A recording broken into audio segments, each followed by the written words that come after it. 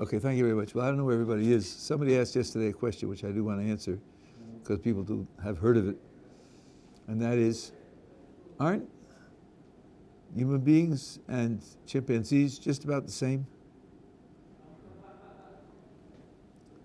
That might surprise you as a question, but you'll read, this was publicized in 2005, that, now, let me say it's sloppy and then I'll clean it up. You know, the genetic material, the DNA, that stuff, when you compare human beings and chimpanzees, is 98.5% identical. Man, oh man, Yeshivat, that's a lot. The whole difference between human beings and chimpanzees is 1.5%. How big a difference could that be? One source says that the difference in DNA or genetic material between human beings and the great apes is 1.5%, which means not that we are very similar to the great apes. It means that we are one of the great apes.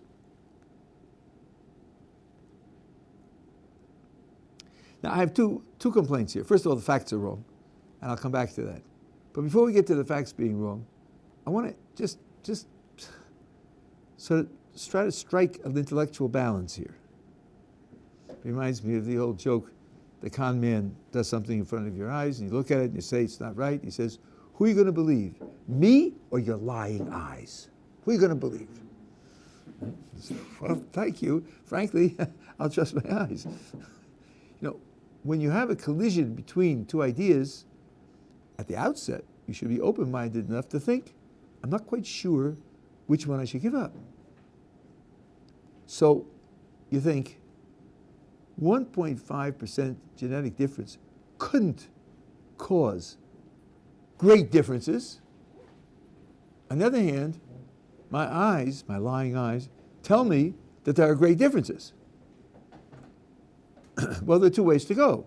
One way to go is the differences aren't as great as you think. And that has the backing of science, because 1.5% is a number, and they tested this number, so that's got to be right. And when you think of language and morality and music and gigantic technology and ability and language and all the rest, that's fluff. You can't put a number on that, can you? 72, 146? No, it's just stuff that you're impressed by subjectively. So obviously the 1.5% has to be what you believe, and what you have to come to see is that all this stuff you think makes you different from chimpanzees is just subjective impressions, not real.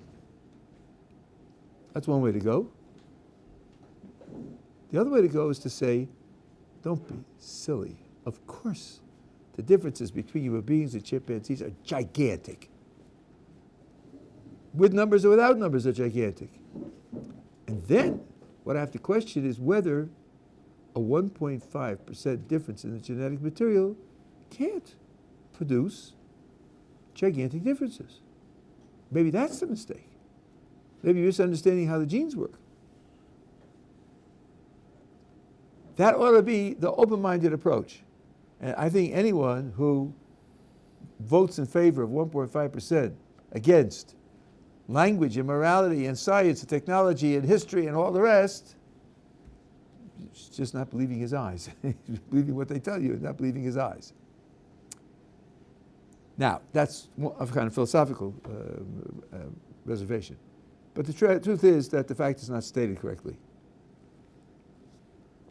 And here's the awful truth. Genetic material on the one hand and DNA on the other hand don't mean the same thing. Sorry, they aren't the same. Because when you look at the DNA and you ask, how much of the DNA is genes?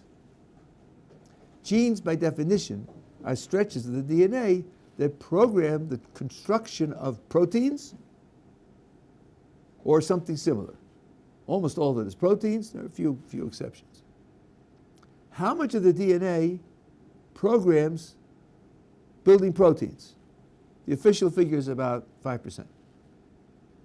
95% doesn't program building proteins, and therefore, starting 50 years ago, it was called junk DNA, because what does the DNA contribute to the life of the cell and the life of the person? The proteins. The proteins we saw yesterday from Galerner. Proteins do all the heavy lifting. They do all the mechanics that make the cell work. So the DNA really is a library of instructions for building proteins. And since 95% of the DNA doesn't do that, it's just junk. Now, why would there be so much junk in the DNA? How would that happen? Oh, the evolutionist comes in on his white horse and says, that's what we told you. Because evolution makes gradual changes. Evolution can't plan for the future. Evolution uses what it has, and then changes in such a way that's a little bit better, and maybe by, adding a little doohickey, it makes it a little better, and the other stuff becomes irrelevant, but it's not harmful, so it just carries it along, because it's just no reason to junk it. And therefore, the vast majority is useless junk left over from the past. You probably have heard of vestigial organs. Organs in the body which don't do anything. They don't help you live or survive, or they don't give you any health or any benefit. They're just left over, and evolution didn't eliminate them. So this is vestigial DNA. So when these eminent scientists set out to compare the now genetic material of chimpanzees and humans, because the rest of it doesn't count, because the rest of it isn't functional, because the rest of it is just noise, so they looked at the 5%. And then it's 1.5% of the 5%, leaving alone the 95%. Oh. Did anybody check the other 95%? Of course not. Why? It's not functional. It's not relevant. Well, in the last 30 years, gigantic strides have been made in demonstrating functionality for the non-protein coding parts of the DNA.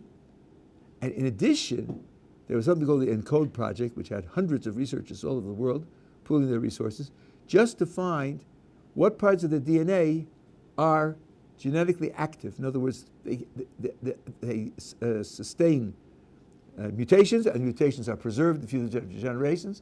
And the smallest number, the lower limit they set was 70%. 70% of it is active. If 70% is active, then it's available for evolution to shape. And if you haven't found how it shapes it yet, you can't just wave the magic wand and say it's not there. What you ought to say is, well, if it's changing and the changes are preserved, then probably it is serving some function which we haven't discovered yet. And that would mean that the majority, a considerable majority of the DNA is functional.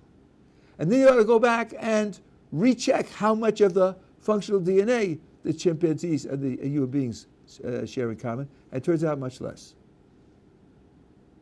Much less. Not 98.5%. So already the dam is opening. Now, what later researchers discovered is that where you have a gene that is the instructions for building a protein, the adjacent pieces of DNA often function as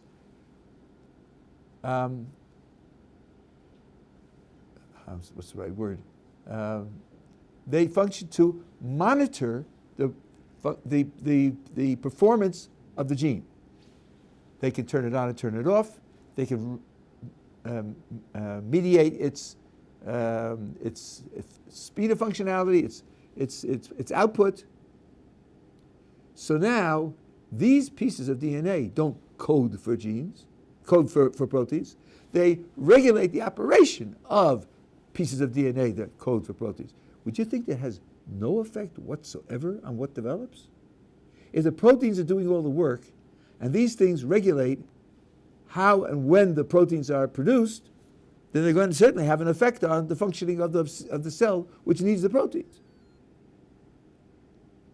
And one of the thoughts that researchers have proposed is, if you want to know why human beings and and chimpanzees are so different, take a look at the regulatory parts of the DNA, which determine the functioning of the building of the proteins, and there they have much more substantial differences.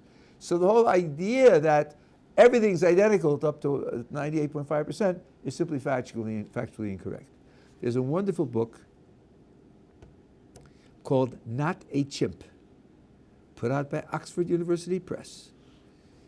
This is Oxford University Press is an academic press. I published a book with them. This book is the only one that I ever came across which is written by a science journalist. The guy's name is Jeremy, can't remember his last name at the moment.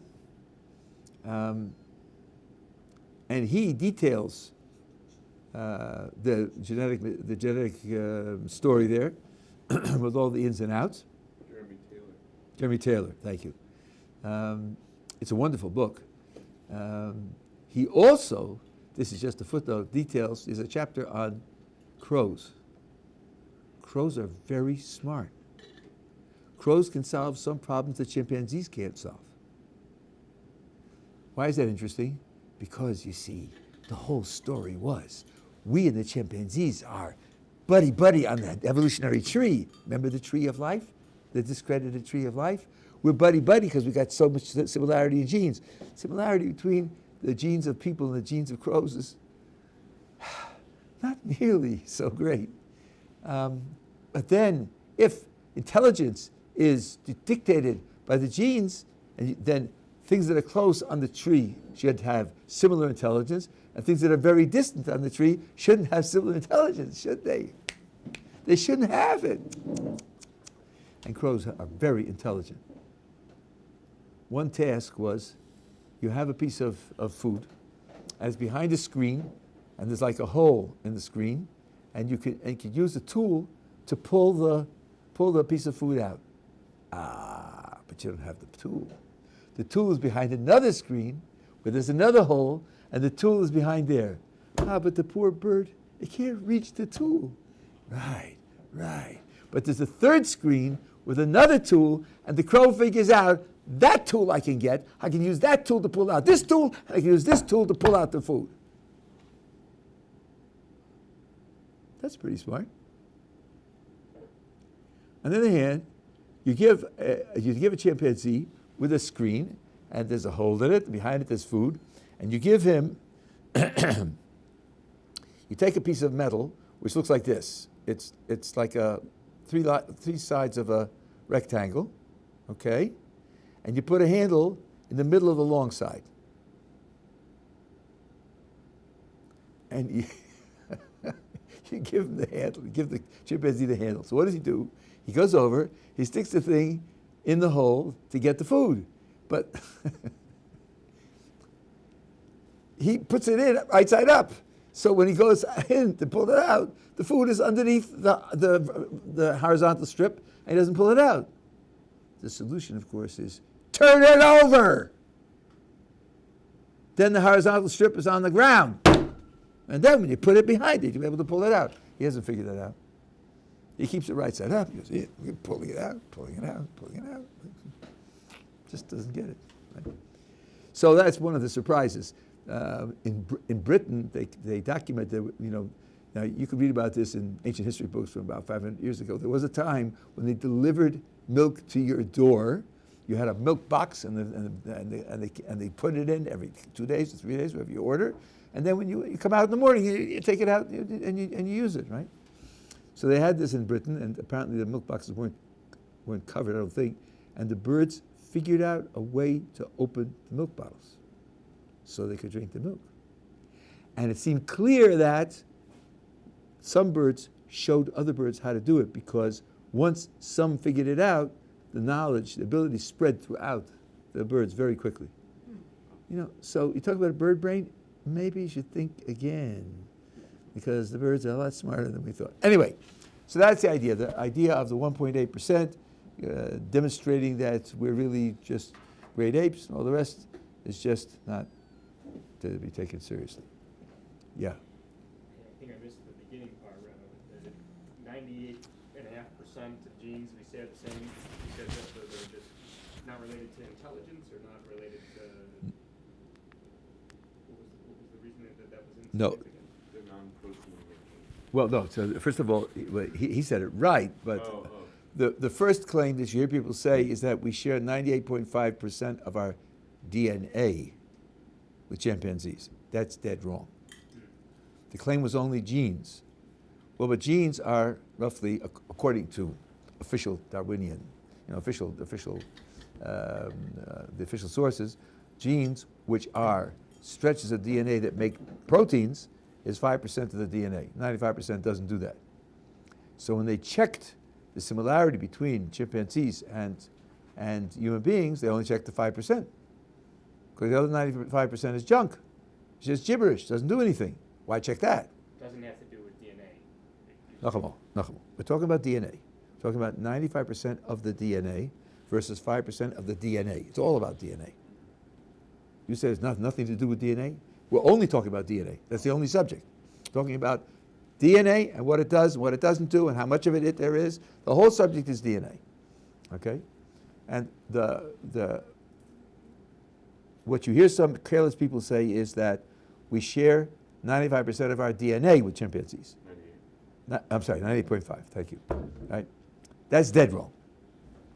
They never meant it. They never said it. They said we share 98.5% of our genes. But gene is a tiny, tiny fraction of the DNA. Gene is only the pieces of DNA that program for the production of proteins. 95% of the DNA doesn't program for the production of proteins. So they didn't measure that. They didn't test that. Why should they? It doesn't do anything. It's just gibberish. Yeah, but it isn't just gibberish. There's a lot of evidence that it is functional, which means you have no right to ignore it. And in particular, there are stretches of it which do very important things like turn genes on and turn them off, even though they don't make proteins, but they turn on and off the things that do make proteins, which is pretty important in the development of a creature. Right. And there we differ from the chimpanzees considerably, and therefore that could be part of the story as to why we're so vastly different from the chimpanzees. So that's only part of what I said. Okay, but it's all taped. You can look at it anytime. So the idea of of the 1.5% is not a difficulty at all. Now, that's basically what I had to say about evolution. When I used to do this, I haven't checked the material again recently. There were some other objections, but I don't know that they're not answered somehow, so I'm not going to bother to go through them. If you have other questions about evolution, I'll be happy to talk about them. So we were saying 95% of gene making DNA is 98.5% of gene making DNA is the same. Well, that was one claim. Yes. Right. But of gene making DNA, but without accounting for the rest. That's right. Do you have any idea of what it would be with the rest? I don't think they do. I don't think they've done the entire because you're talking about billions of but it makes it what? Like well, we know they're different. For example, like less than 50%. No. For example, let's just take. Let me see if I can say this with any precision and clarity. You take a look. Let's say you're comparing genes, right? Okay. So you said the chimpanzees have this gene. Human beings have this gene. Let's see. Are they spelled exactly the same way, or are there any differences? When you do that, there are very few differences. Yeah, but as a matter of fact, with chimpanzees, very widely in DNA, genes are repeated. You don't only have one copy. You can have 50 copies, or 100 copies, or 1,000 copies. So it's redundant. Well, it's more than that. It's more than that. It's that the strength of the operation of the gene and the development and functioning of the cell depends upon the repetition. But they didn't check that. Do they have the same number of repetitions? All they checked was the spelling to see whether the spellings are the same. This is what's relevant to the idea of a gene for homosexuality, which is a whole long discussion full of mistakes. But if you track a gene which is common in homosexuals, so the first thing to know is that of identical twins, the percentage of cases where both are homosexuals is 50%. And 50%, one is and one isn't. That tells you right away that it can't be just genetic, because they all have all the same genes. That's what identical twins are. So if the genes in the homosexual twin were what caused them to be homosexual, then it had to happen in the second book, right?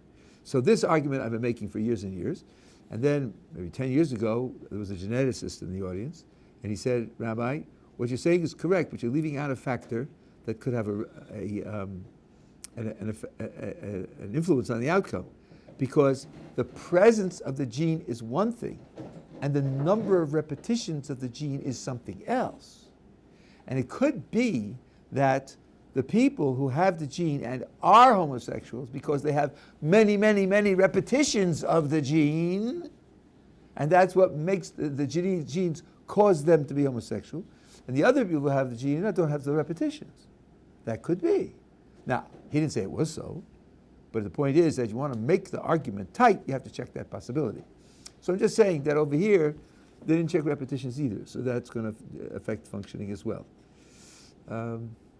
Okay, it's the point. The bottom line is the 1.5% doesn't do the job of convincing you that your language and chip language aren't really different. You know, that's just your homocentric prejudices to make you think that Shakespeare is more than a grunt. It's hard to take this stuff seriously, as you see. Okay? All right, if you know anything else or you come across anything else about evolution, we'll be happy to talk about it. Yeah? I mean, are there any traits that are genetic in cultures, like black people are really good at music, or Jewish people are really seem to be brighter than other types of white people? Okay, so this is a crucial question, and here it's just a question of vocabulary. When you say something's genetic, you could be one of two things. You could either mean that this gene causes it, full stop, it makes it happen, or this gene contributes to it, and this gene, together with other genes and together with environmental influences, makes it more likely that it will happen. Those are two very different propositions. Here's a very extreme example of it. I think the name of the disease is phenylketonuria. It's a gene which, if you eat a certain type of substance, you get sick. But if you don't eat the substance, you don't get sick. So is it genetic? Well, yeah, because if you don't have the gene, you won't get it. On the other hand, is it genetically caused? No, because you can have the gene and not get sick by not eating that food. So the gene is an influence in the outcome. And of course, generally, it will increase the probability of the outcome because people won't know that they have the gene, and they'll eat the food and they'll get sick. But it isn't genetically caused. And what the literature on a gene for homosexuality did was jump from influence to causality. And that was totally unjustified. There never was evidence for causality. There was only evidence for some kind of linkage. A linkage isn't yet causality. A linkage at best would show you that there's some influence. And then the difference is because if it's only influence, and if, as in the case of homosexuality, it certainly won't be, whether or not you lived in the Southwest or whether you went mountain climbing, that's not going to do it. It's going to be the family life, the social life, and so forth and so on, or traumas or whatever it is. Then, if that's a necessary condition for the development, then there's hope that you could reverse it by treating those extra conditions. Then you say the potent words that get you canceled, that maybe therapy could help people who are homosexuals. Because homosexuality isn't like your eye color. eye color is genetic. Your fingerprints, well, they're genetic plus developmental influences. Identical twins have different fingerprints, but they don't have different eye color. So take eye color, right? It would be pointless to do therapy for eye color. Wouldn't you like to have blue eyes? Come on, let's talk about blue eyes. Meditate on it, Read blue-eyed poetry. Maybe we'll... No, that's clearly stupid. If you thought that homosexuality was like eye color, then you'd be right. The idea of therapy would be nonsense. But finding a linked gene doesn't make it like eye color. Finding a linked gene can make it like phenylketonuria, which means it's only an influence together with other factors. In which case, there still is hope that by manipulating the other factors, you could change the outcome. So, I mean, the literature was so politicized, Anyway, that's that. So we're more or less together on these things, right? Okay, now, try to remember who I spoke to about what. Did I talk to you about materialism? About saying that all things are physical? No. Okay, this is very important. Here's another thing that we're talking about critical problems, the problems that we're criticized with. Yeah. Does it mean the idea that conscience has to be a physical thing? No, that's consciousness. You mean consciousness, not conscience. No, I'm not talking about that. So this is a simpler philosophical idea. Here, you'll hear the following. Science is the great producer of knowledge. How does science work? What kinds of assumptions are built into science? What kind of method does science use? And say, our science is naturalistic. Our science operates with the principle that everything that exists is natural. Something happens, you look for a cause. Not just any old kind of cause. You look for a natural cause. That's what science does. Okay, that's a piece of sociology. That's the kind of thing that scientists do. Now, there are two ways to read that. One is a modest, reasonable, respectable, and honorable way to read it. And the other is radical, universal, absolute, and crazy. Let's start with the first one. Honest, limited, cautious. Physicists can say, I have a profession. My profession is finding natural causes for things that happen. That's what I do. I enjoy it. I'm good at it. I think it's useful and productive. That's my contribution to the world. Are there other things that physics doesn't cover?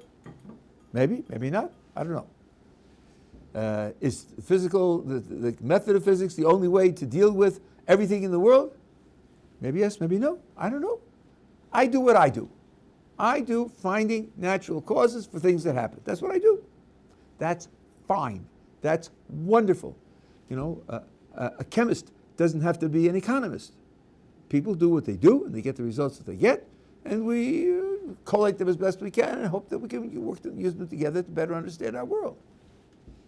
The other is science is the only way of producing knowledge. Nothing else produces knowledge, and therefore the assumptions and methods of science are the way the world is. That's the one only way the world is.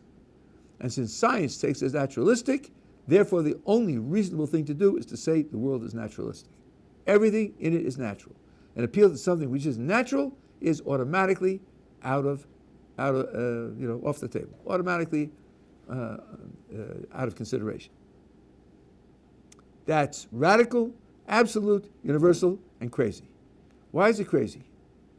Well, first of all, just imagine that someone took that attitude 500 years ago. The earth is the center of the universe. Obviously, use your eyes, dope. Don't you see everything going around us? Of course the earth is the center of the universe. And light travels instantaneously because you never see it. It takes any time when you light the candle for the light to get to the wall, and so forth and so on. Now, along comes Copernicus and says, I think maybe the sun is at the center of the solar system anyway. Oh, you can't do that. That's not natural. Nature is the earth is at the center. We're not listening to you. Don't talk to us. We won't have that. Because, really? I mean, doesn't scientific progress often require you to change your mind about what's natural?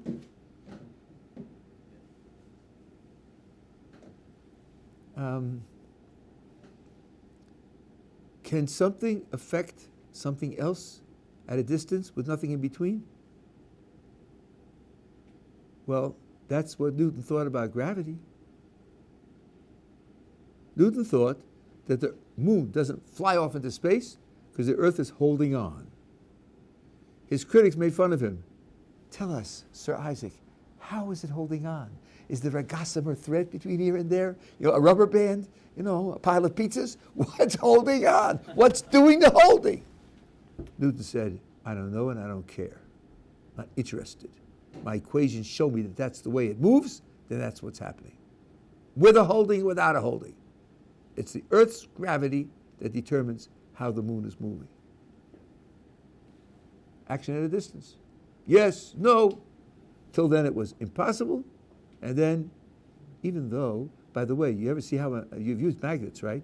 The nail's on the table, you bring down the magnet, at a certain point, the nail jumps up to the magnet. Wow. How does it do that? The magnet's not touching the nail, so it jumps up to the nail. How does it do that? The answer was, it magnetizes the air. The magnet magnetizes the air, and the air pulls the nail up to the magnet. You'll tell me it'll work in a vacuum? So you know, but 300 years ago they didn't know that.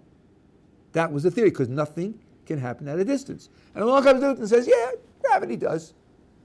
Well, people found that absolutely intolerable until, the way Thomas Kuhn would say it, that generation died off and the next generation just accepted it. 150, 200 years later, the whole of the universe is filled with force fields, and it isn't at a distance anymore. Because there's a force field, there's a gravitational field between the Earth and the moon. Oh, there is, really. That's really a remarkable discovery. There's something there. It's not just empty space. Tell me something. Can you burn that field? Can you slice it up? Can you eat it? Can you swallow it? Can you put it in a jar and ship it to someplace else? What kind of thing is it? Oh, no. You see, it's not that kind of thing. It just sits there and does what it does. Really? Pebbles don't do that. Crows don't do that. Basketballs don't do that. What kind of thing is that? Well, it's a new kind of thing, see? It's a new natural thing. Not the kind you thought of before, but we just discovered this is a new kind of natural thing. What's going on here? The idea of nature isn't stable. If you required it to be stable, then you put an end to the progress of science, not to mention relativity and quantum mechanics. What time is it? Depends upon where your clock is, Rabbi. If it's on plane, it's one time. Sitting in New York, it's a different time. What are you talking about? Time is time. Time is time, and it's the same everywhere. No, it isn't, Rabbi, because things move. And if they move with respect to one another, they don't have the same time. Really? That's surprising, isn't it? Did you think of that before you heard of Einstein? Probably not. Did the two events happen at the same time? Well, it depends on who you ask. For these guys, it did, and for those guys, it didn't. What do you mean? Either it did or it didn't. No, not correct. Not either it did or it didn't. Depends on which observer you're asking. Man, oh man, Shevis, things are much different and complicated than we thought. And what about quantum mechanics? When you're not looking at a particle, it has no properties at all. No position, no momentum, no spin, no nothing. It only acquires those properties when you measure it. In between, it has probability, but not real properties. Did you think that your measuring made a difference? I don't think so. People didn't normally take it that way. So if you say that science's principle is that everything's natural, I would just like you to define natural. You're the scientist. You're the thinker. You're the person that does things with precision and exactitude, right? So just tell me what you mean by nature. And explain to me why 500 years ago they would have given one definition, and 200 years ago a different definition, and in 1900 they would have given another definition. By 1915 they would have given another definition. And then what are you going to do? Look up your current textbooks in 2023 and see what's written there? Why should I trust that? Maybe in 2023 it's going to be different. It's not going to read the same anymore. So why would you want to use today's, now let's not say definition, that's too regal, too authoritarian. Let's say today's speculations about what's natural. Why should I feel bound by them? The fact is that this great scientific philosophical enterprise is as unphilosophical and unscientific as possible because you're using a word you can't define to state your principle. You can't define what is natural. Noam Chomsky, no friend of ours politically, and no particular friend of ours, certainly not religiously, but he made a fascinating remark, which I haven't seen it really publicized. You can Google it, you'll see it. There's something called the mind-body problem. Some of us, I've talked about this at length. How is the mind related to the body? Is the mind what the brain does? It's just a brain, and it's all body, or something else? It's a gigantic discussion, debate, especially among philosophers. Traditionally, the problem is people don't really have a good definition of the mind. You know, what is it? And then what kind of description you give it? Can it relate to physical things? And so forth and so on. Chomsky says, no, there's another problem, at least as bad. Nobody can define what a body is. And then he goes through some of his history. He says, you're talking about whether the body can act out what the mind does. What do you mean by the body? What do you think the body is? What did we think it was 500 years ago? What do we think it was 300 years ago? What do we think it is today? And what will we think it is 100 years from now? The mind-body problem isn't stable because we don't have a good definition of body, let alone mind. That was an iconoclastic observation. As I say, he's no friend of ours, but this was a really sharp remark to make. So somebody tells you that science and right, all of it's all based on an assumption of naturalism, and that's the only rational thing to assume and everything else. You say to him, okay, you're the scientist, you're the person dealing in precise thought and logic and everything else, just give me a definition of natural. And when you see that he cannot do that, maybe he'll learn some humility. And I want to add to this one final observation, which I think, none of this is mine, by the way. All this is in the literature. What about the method of science? So here's the baby version. Something happens, and you think, why does that happen? What's the explanation for that happening like that? You think about it, you think about it, you think about it. Well, if there are four-footed leprechauns, then maybe that would do it. Yeah, four-footed leprechauns dancing on a head of a pin or something, that would do it. That would make it happen.